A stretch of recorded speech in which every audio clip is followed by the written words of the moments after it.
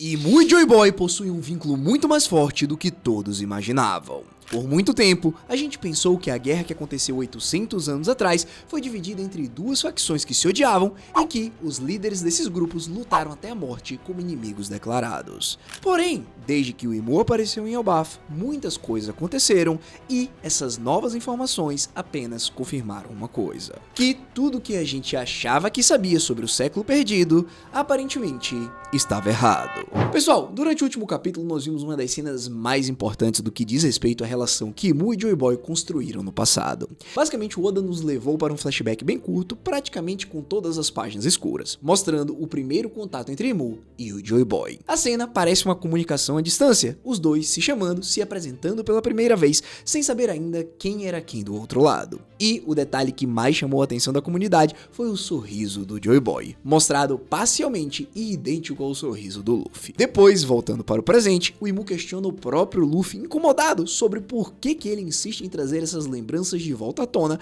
como se aquilo fosse uma ferida que ele preferia manter fechada para sempre. E esse não foi um evento isolado, porque semanas antes, lá no capítulo 1181, a gente já tinha recebido um sinal enorme de que essa relação era mais pessoal do que qualquer inimizade política comum. Durante o confronto contra o Lock, Imu soltou um grito carregado de emoção, chamando o nome do Joy Boy de um jeito que soa muito mais como desabafo do que como uma ameaça de vilão comum. Esse tipo de reação não combina com só mais um inimigo antigo. Combina muito mais com alguém revivendo à força uma dor extremamente pessoal. E foi justamente esse momento do capítulo 1181 que começou a fazer a comunidade inteira questionar: será que Imu e Joy Boy realmente começaram como inimigos? Ou será que a verdade é bem mais complicada do que isso? Pensa comigo por um segundo, porque essa é a virada de chave que transforma completamente a forma como a gente enxerga o conflito final de One Piece. A tese central que muitos acreditaram por muito tempo é: Imu é o malvado e o Joy Boy é o mocinho. Só que depois de passar anos lendo e relendo One Piece, a gente entendeu que tudo nesse mundo é muito mais do que aparenta ser. Por isso que tudo que foi mostrado até agora nos passa a ideia de que os dois talvez tenham começado como aliados, companheiros ou até amigos de verdade, e que a guerra que destruiu o Reino Antigo pode ter nascido de uma ruptura pessoal entre eles, não apenas uma disputa política qualquer. E existem vários elementos espalhados pelo mangá que sustentam essa ideia. Imu reage de forma emocional quase visceral sempre que o nome ou memória de Joy Boy aparece. A fala dele carrega um peso que soa muito mais como ressentimento acumulado do que como ódio comum de um vilão contra um herói. E tem um detalhe extremamente sutil que reforça isso ainda mais. Quando o Emmet, lá em Egghead, soltou o nó carregado com o haki de Joy Boy,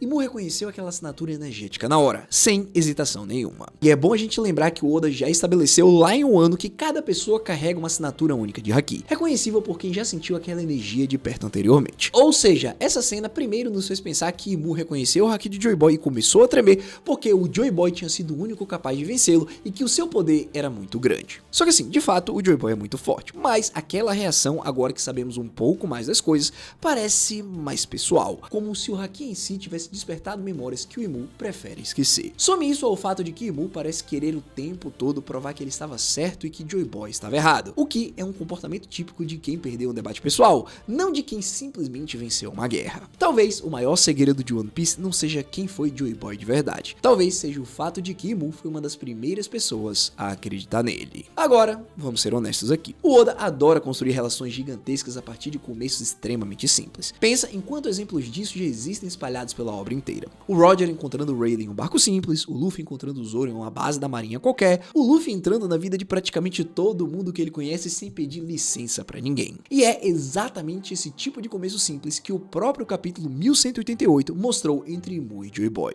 Uma comunicação quase acidental, os dois se apresentando um pro outro sem saber ainda o peso que aquele encontro teria para o resto da história. E pensa no que isso significa dentro da lógica narrativa que o Oda sempre constrói. Se Joy Boy realmente entrou na vida de Imu do mesmo jeito que o Luffy entra na vida das pessoas ao redor dele, isso muda tudo. Ele não teria chegado impondo nada, ele teria chegado com um sorriso, com uma ideia absurda de mundo livre, oferecendo aventura para alguém que talvez vivesse preso em medo, solidão ou excesso de controle. E diante disso, eu consigo pensar em uma pergunta super interessante que esse capítulo levanta. E se a guerra que acabou destruindo o Reino Antigo tivesse começado com algo tão simples quanto o Joy Boy falando com a pessoa errada, na hora certa, sem imaginar o tamanho da ruptura que aquilo ia causar 1000 anos depois? Bom, baseado nisso, a gente entra na parte mais pesada dessa teoria, porque existe uma hipótese circulando forte entre os fãs de que Mu pode ter sido literalmente o Judas do século perdido. Uma das teorias mais interessantes que apareceram recentemente propõe que Mu talvez tenha sido algo equivalente a um vice-capitão do Joy Boy, no mesmo nível de proximidade que o Rayleigh tinha com o Roger ou que o Zoro tem com o Luffy. Pensa no peso disso, porque essas relações dentro de One Piece nunca são só hierárquicas, elas são construídas em cima de sonho compartilhado, batalhas vividas juntas e lealdade quase que sagrada. Se o Imu realmente ocupou essa posição ao lado de Joy Boy, ele teria visto de perto, na prática, o tamanho da influência do carisma do próprio capitão, e teria entendido, melhor do que ninguém, que enquanto a vontade de Joy Boy continuasse viva através da fruta de Nika, sempre existiria o risco de alguém nascer para continuar aquele sonho. E é aqui que a inveja entra como peça central dessa queda. Não faria sentido nenhum o Imu odiar Joy Boy só por ter perdido pra ele fisicamente, porque, convenhamos, Imu tem o controle absoluto sobre o governo mundial há 800 anos. O que faz muito mais sentido é o Imu odiar Joy Boy porque a simples existência dele provava que existia uma alternativa ao domínio. Joy Boy inspirava as pessoas a segui-lo por escolha própria. Imu, pelo contrário, sempre precisou de pactos, de contratos, de submissão forçada. E isso é uma diferença filosófica gigantesca.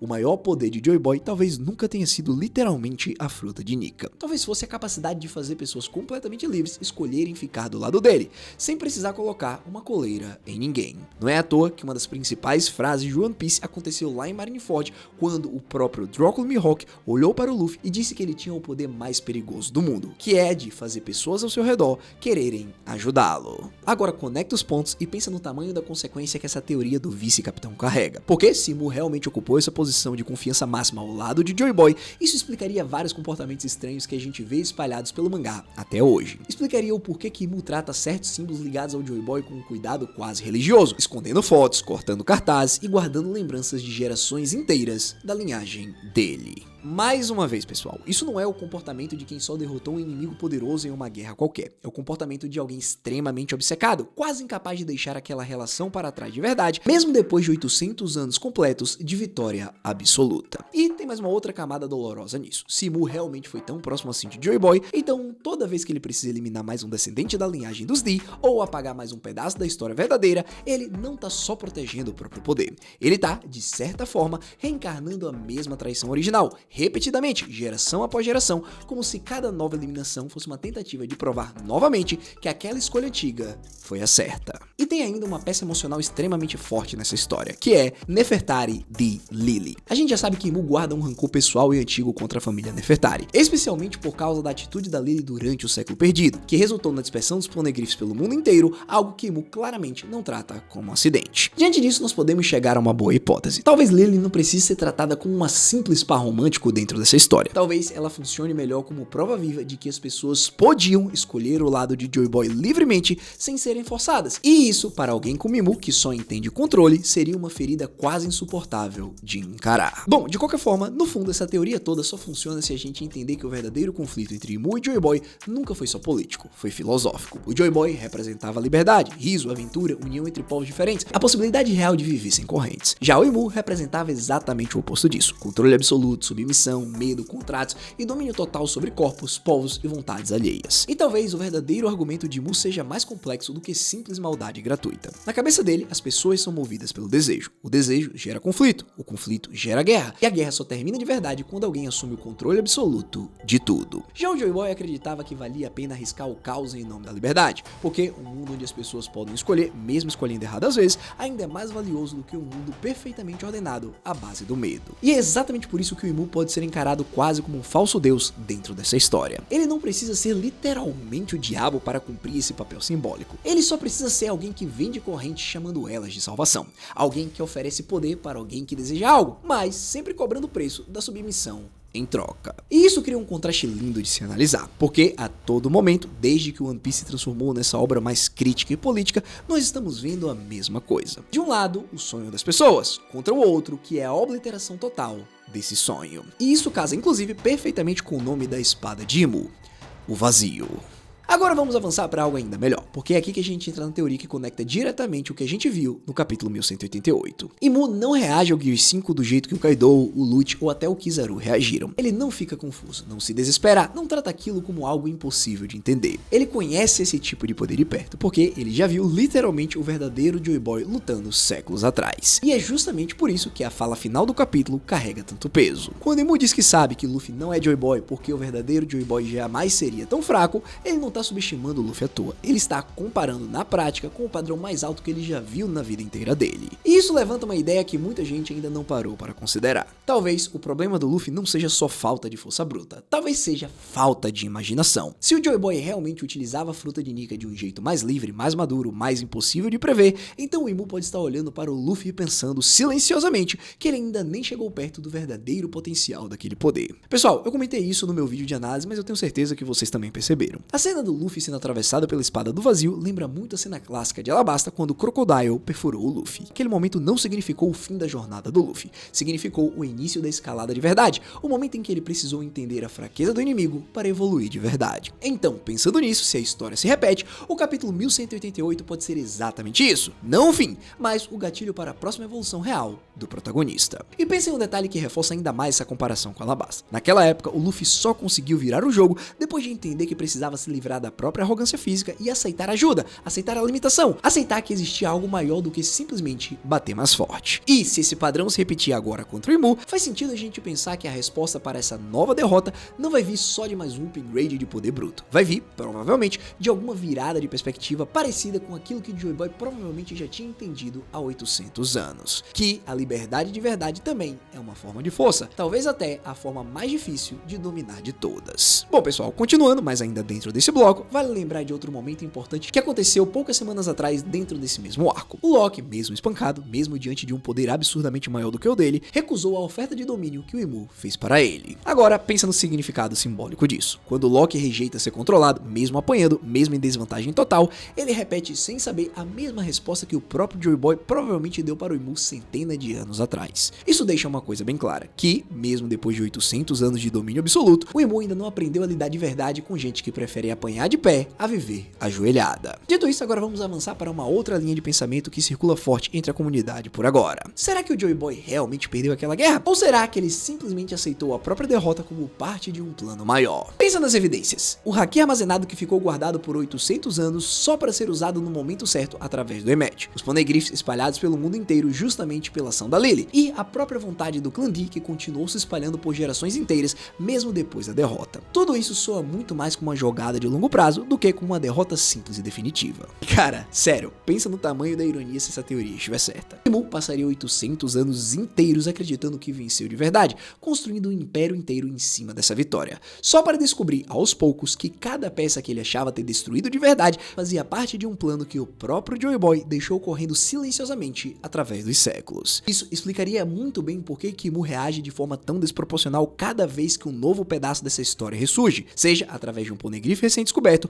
ou seja através do próprio Luffy utilizando a fruta de Nika de um jeito cada vez mais parecido com o original. Não é só uma raiva de um inimigo antigo, é o medo crescente de estar aos poucos perdendo um jogo que ele achava ter vencido há muito tempo. E é exatamente por isso que dá para afirmar com bastante segurança que Imu venceu a guerra, mas talvez nunca tenha vencido o sonho. Ele conquistou o mundo inteiro, apagou a história oficial, sentou no trono vazio por 800 anos, mas Nika voltou. O Luffy herdou a vontade, os poneglyphs sobreviveram escondidos pelo mundo inteiro. E Joy Boy, de um jeito ou de outro, ainda sombra Imu até hoje, 800 anos depois, forte o suficiente para fazer o governante gritar o nome dele no meio de uma luta contra o Loki, ou reviver memórias antigas só de olhar para o sorriso do Luffy. É real que o Imu não está lutando contra o Luffy nesse momento da história, ele está tentando mais uma vez vencer uma discussão filosófica que começou há quase 1000 anos e que, até agora, ele nunca conseguiu encerrar de verdade. E é por isso que eu acho que o mundo que Imu construiu está começando a parecer mais um castelo de areia